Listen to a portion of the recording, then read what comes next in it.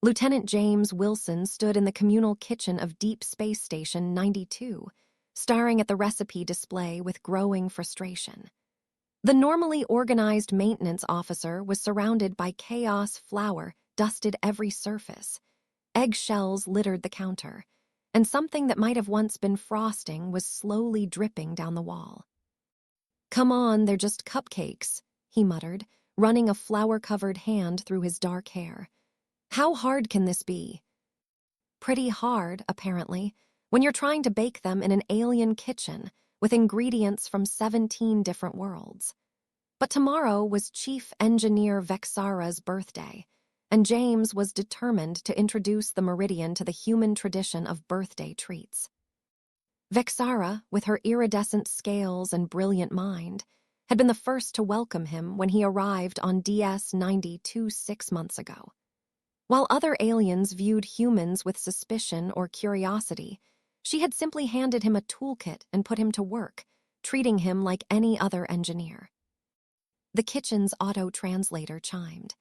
"Warning, thermal unit approaching non-standard parameters." "What? No, no, no." James lunged for the oven controls, but his elbow caught something on the counter, a sleek, cylindrical device he'd never seen before. It tumbled, and as he caught it, his thumb pressed against a seamless panel. The device hummed to life, bathing the kitchen in a soft purple glow.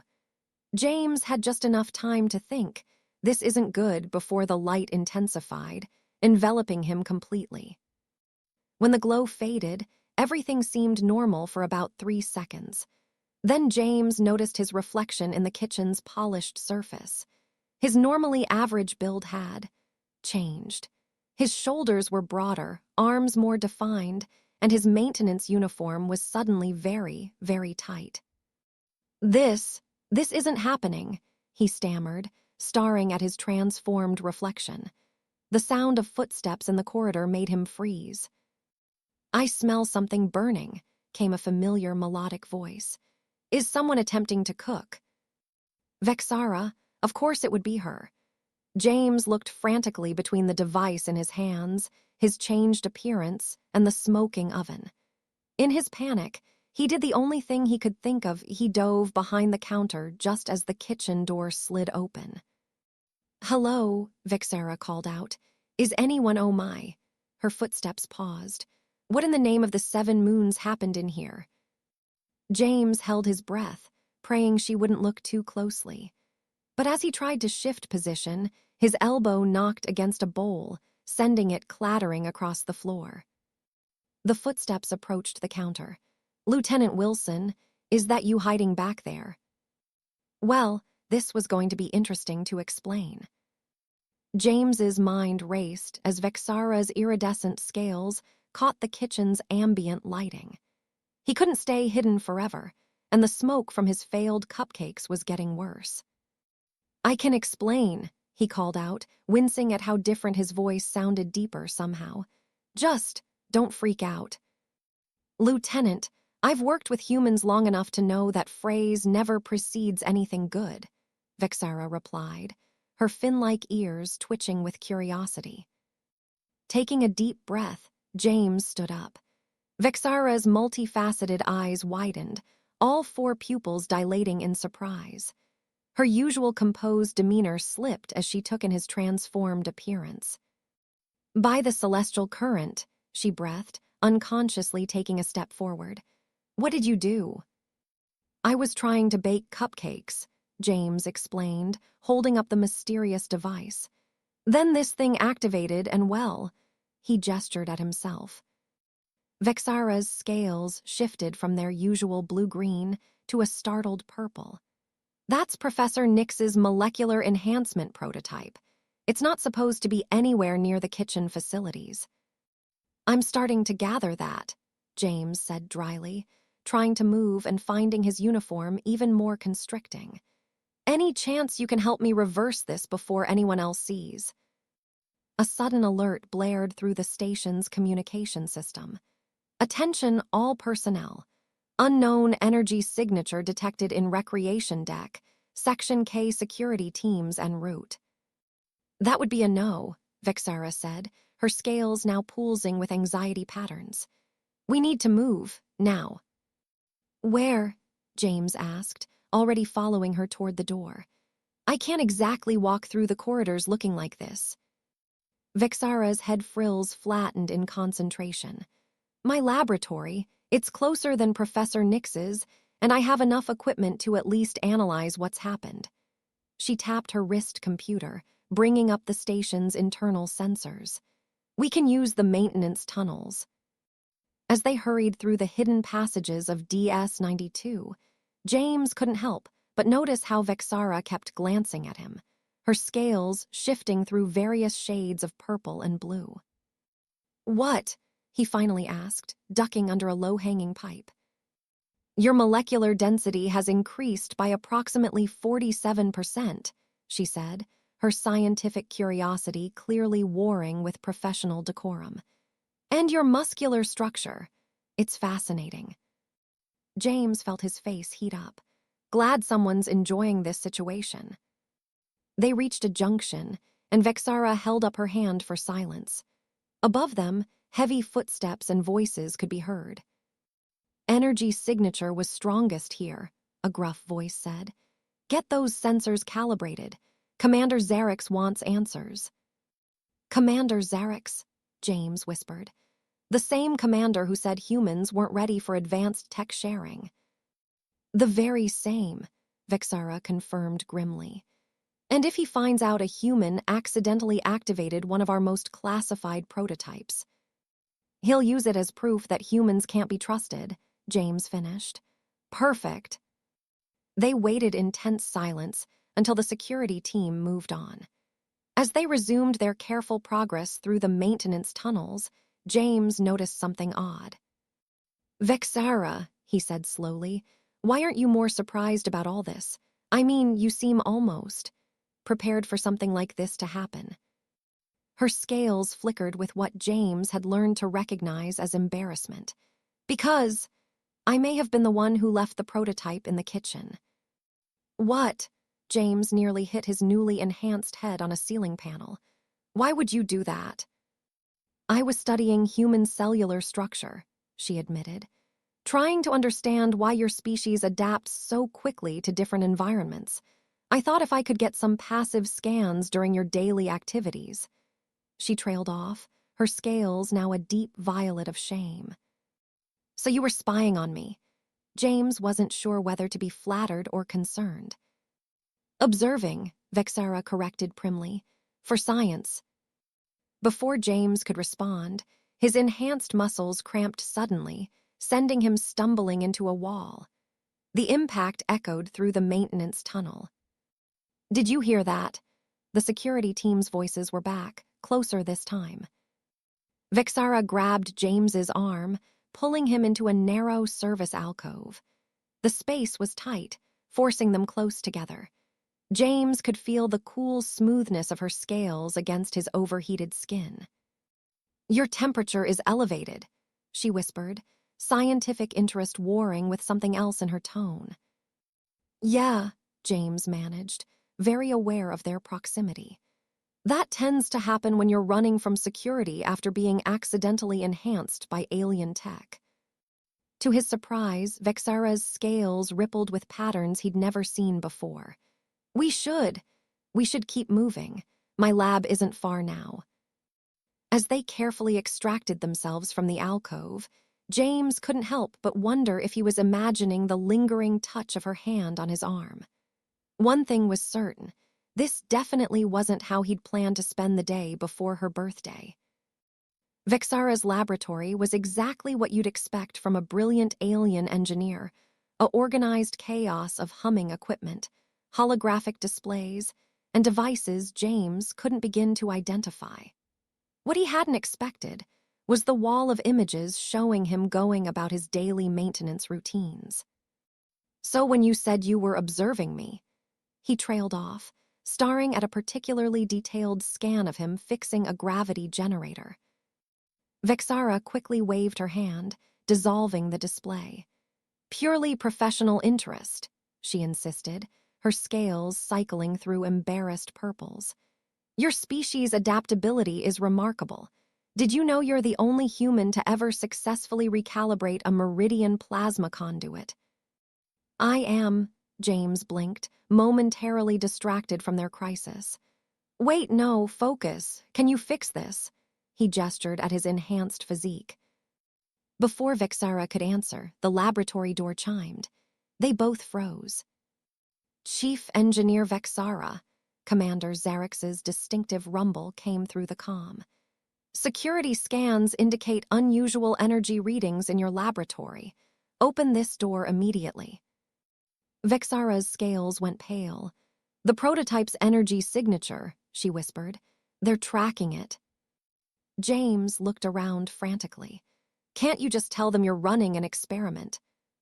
The commander specifically prohibited any unauthorized human enhancement research after the neural link incident last year, she hissed back. The what incident? Hide now, story later. James dove behind a large piece of equipment just as Vexara opened the door. Commander Zarex filled the doorway, his crystalline form refracting the laboratory lights. 2 security officers flanked him, their sensor wands already sweeping the room. Commander, Vexara greeted, her voice steady despite her rapidly shifting scales. This is unexpected. Is it?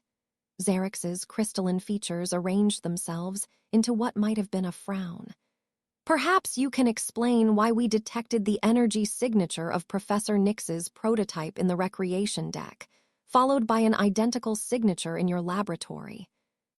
I've been analyzing similar energy patterns in my research, Vexara said smoothly. The signatures must be similar. From his hiding spot, James held his breath. He could see one of the security officers approaching his position, sensor wand extended. Just then, a familiar smell reached his enhanced senses. Smoke. His eyes widened in horror as he remembered. He'd never turned off the kitchen's thermal unit.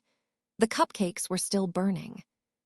The station's alert system blared to life. Fire suppression activating in recreation deck, Section K. Commander Zarex's crystalline form vibrated with annoyance. What now? Commander, one of the security officers touched their communicator. Reports of smoke in the communal kitchen. Witnesses say they saw Lieutenant Wilson there earlier. James winced. Of course someone had seen him. The human maintenance officer, Zarex's tone sharpened. Find him now. The security team hurried out, leaving Zarex alone with Vexara. The commander's crystalline gaze swept the laboratory one final time. Chief Engineer, he said slowly, your work has been exemplary, but your fascination with human adaptability concerns me. Remember where your loyalties lie. After he left, James waited a full minute before emerging from his hiding spot. That was close. And what did he mean about your loyalties? Vexara was already moving between workstations, her movements quick and precise. Politics, she said shortly. Many believe humans aren't ready for full integration into the Galactic Alliance. The commander is one of them. And you? James asked quietly. Her hands paused over a control panel. I believe capability isn't limited by species, she said finally. Your maintenance work proves that. Now, hold still. I need to scan the changes the prototype made. As blue light washed over him, James processed what she'd said. Wait a minute. You've been watching me work, gathering data. You're building a case for human integration, aren't you? The Alliance Council meets next month, she admitted. I had hoped to present evidence that humans are more adaptable than we initially believed, that you could handle our technology safely. She gestured at his enhanced form. This complicates things. Because I proved them right, that humans can't be trusted with advanced tech. No, Vexara's scales shifted to a determined gold. Because now we have less than 24 hours to reverse the enhancement, clean up the kitchen, and preserve both our careers before the commander realizes what really happened. The scanner beeped. displaying results that made Vexara's scales pulse with concern. "What?" James asked, not liking her expression. "What's wrong?" "The molecular enhancement. It's still progressing. Your strength, speed, and sensory capacity are increasing exponentially." She looked up at him, all 4 eyes wide. "And I'm not sure how to stop it." As if to prove her point, James suddenly staggered as his vision sharpened painfully, the laboratory coming into microscopic focus.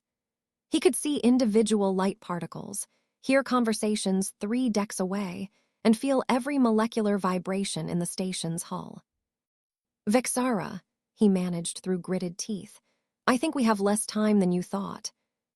Her cool hand steadied him, and through his enhanced senses, he could feel her own pulse racing. "Stay with me, James. We'll figure this out." "Together?" he asked, fighting to control his overwhelming new senses. Her scales rippled with determined patterns he'd never seen before. "Together. After all," she added with what might have been a smile, "you still owe me birthday cupcakes." The universe had become overwhelmingly vivid. James could hear the quantum hum of Vexara's laboratory equipment, see dust motes dancing in patterns that told him about air currents 3 decks away, and feel the vibrations of the station's massive engines through the soles of his boots. "Your neural pathways are adapting to process the enhanced sensory input," Vexara explained, her voice sounding like a symphony to his heightened hearing. "The prototype wasn't designed for human physiology. It's improvising." "Improvising?" James watched in fascination as her scales shifted colors in wavelengths he'd never been able to perceive before. "Is that good or bad?" "Both," she admitted, studying the readings. "Your body is handling the changes remarkably well, but the rate of enhancement is accelerating. Within hours, you might be able to perceive subatomic particles." "That doesn't sound healthy," James winced as another wave of sensory information crashed over him. He could taste the molecular composition of the air. "It's not," Vexara confirmed. "No organic being is meant to process that much sensory data. We need help." "The professor you mentioned, Nix." "Yes, but Vexara's scales pulsed with anxiety. She's attending a symposium on Outpost 7. Even at maximum speed, it would take her 6 hours to return." James focused on her biorhythms, a new ability that both fascinated and unnerved him. "You're not telling me something." "There is another option." She moved to a locked cabinet, her movements betraying hesitation. "Professor Nix left behind research notes about a potential reversal protocol, but it's theoretical, untested." "Better than my brain melting from sensory overload," James pointed out. He paused, picking up new sounds. "Someone's coming, multiple someones." Vexara quickly checked her security feed. "A medical team. The commander must have ordered station-wide bioscan sweeps." She looked at James, scales now a determined copper. "We need to move. The maintenance tunnels won't work. Your enhanced signature is too strong now." "So how do—" James stopped as his vision suddenly zoomed to microscopic level, showing him the quantum structure of the wall. The sensory assault brought him to his knees. "James," Vexara caught him, her cool scales a blessed relief against his overheated skin. "Your core temperature is spiking. The enhancement is accelerating faster than I calculated." Through the haze of infinite sensory data, James felt her making a decision. Her biochemistry shifted, determination replacing uncertainty. "Hold on to me," she ordered, pulling him up. "And whatever happens next, trust that I know what I'm doing." Before he could ask what she meant, Vexara pressed her hand to a hidden panel. A section of the laboratory wall dissolved, revealing a glowing portal. "Emergency quantum transit system," she explained, helping him toward it. "Highly experimental, probably dangerous." "You're just full of secret projects, aren't you?" James managed a weak smile. "You have no idea," she muttered, typing commands into the portal's control panel. This will take us directly to Professor Nix's private laboratory. The quantum shielding there should help dampen your sensory enhancement. Should. Probably. The medical team's voices were getting closer. James could hear them discussing his biosignatures, planning search patterns. Soon they'd be at the door. Vexara, he said suddenly, if this goes wrong, I want you to know I didn't just make those cupcakes because it was your birthday. Her scales rippled with iridescent patterns he now recognized as emotional complexity. I didn't just study you for scientific research, she admitted softly. The laboratory door chimed. Chief Engineer, Medical Emergency Protocol Override in Progress. Vexara pulled James into the portal just as the door began to open. Reality twisted, quantum possibilities spiraled, and James's enhanced senses exploded with information from 1,000 parallel universes. Professor Nix's laboratory was both exactly what James expected and nothing like he'd imagined. Quantum computers lined the walls, their displays showing mathematical formulas that his enhanced mind suddenly understood with frightening clarity. Holographic models of molecular structures danced in the air, and in the center of it all stood a device that made the prototype look like a child's toy. The molecular harmonizer, Vexara explained, helping him to a chair as his quantum-enhanced senses adjusted to the new space. Professor Nix's magnum opus, and possibly our only hope of revering your condition. James watched fractal patterns bloom across his vision. Possibly. The prototype was never meant to be used on humans, she said, moving quickly between workstations. Your DNA structure is different, more adaptable. The enhancement isn't just changing your body anymore, it's evolving. As if to prove her point, James suddenly found himself aware of quantum probability fields. He could see potential futures branching out like crystalline trees, each one showing a different outcome of their current crisis. That's not good, he managed, trying to focus on the present reality. In most of these futures, things don't end well. Vexara's scales shifted to concerned amber. You can see probability matrices now. The enhancement is progressing faster than I calculated. She pressed her cool hand to his forehead, and James saw the quantum interactions between their different biological systems. Your touch helps, he said softly, grounds me somehow. Her scales flickered with that complex pattern he was starting to recognize as affection. But before she could respond, alarms blared throughout the station. Emergency Protocol Alpha, the station's AI announced. Quantum anomaly detected in Research Section 7. All personnel prepare for possible reality fluctuations. They detected our transit, Vexara said grimly, her hands flying over the harmonizer's controls. The quantum wake must have been stronger than I anticipated. Speaking of strong, James groaned, doubling over as another wave of enhancement hit him. His muscles densed further, and he could now see through walls, perceiving the molecular structure of the entire station. This is fascinating, a new voice said, though highly irregular. They both turned to find a holographic projection of Professor Nix herself, her tentacled form shimmering with data patterns. My laboratory's quantum AI detected the emergency protocols and activated my avatar. Vexara, dear, would you care to explain why there's a human experiencing accelerated quantum evolution in my private lab? Professor, Vexara's scales pulsed with relief and anxiety.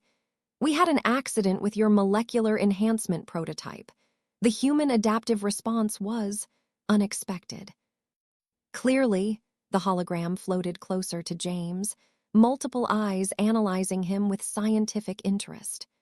Though not entirely surprising, I've reviewed your research on human adaptability, Vexara. Quite impressive, if controversial. Can you help us reverse it? James asked, trying not to stare at the quantum processes he could see running through the hologram's matrix. Reverse it. My dear boy, do you realize what's happening? Your consciousness is expanding to perceive quantum reality itself. The scientific potential is. Professor, Vexara interrupted firmly, his human physiology can't sustain this level of enhancement. We need the reversal protocol. The hologram rippled with what might have been disappointment. Very well, but you should know, Commander Xerix is currently mobilizing a containment team. He seems to think humans have stolen classified technology. Not stolen, James managed through another wave of sensory input. Just trying to make birthday cupcakes. Both alien scientists stared at him. The holographic professor's tentacles curled with amusement. Birthday cupcakes. Vexara, you didn't tell me your human was attempting courtship rituals. He's not my we weren't. Vexara's scales cycled through embarrassed colors so quickly James got dizzy trying to track them. The reversal protocol, James reminded them, even as he found himself fascinated by the quantum dance of Vexara's emotional patterns. They were beautiful, complex, and somehow familiar now to his enhanced perception. Yes, of course, Professor Nix's hologram gestured, bringing up schematics for the harmonizer. But there's a problem. The protocol requires precise calibration to the subject's original molecular state, without a baseline scan. I have one, Vexara said quickly.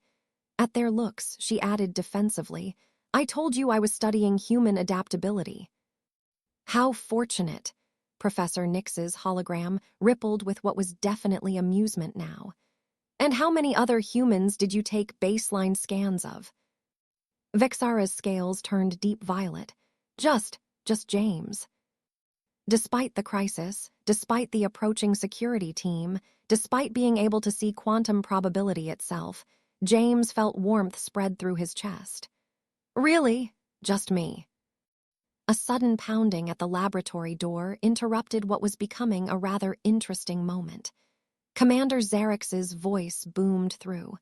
Professor Nix, by authority of station security, open this door immediately.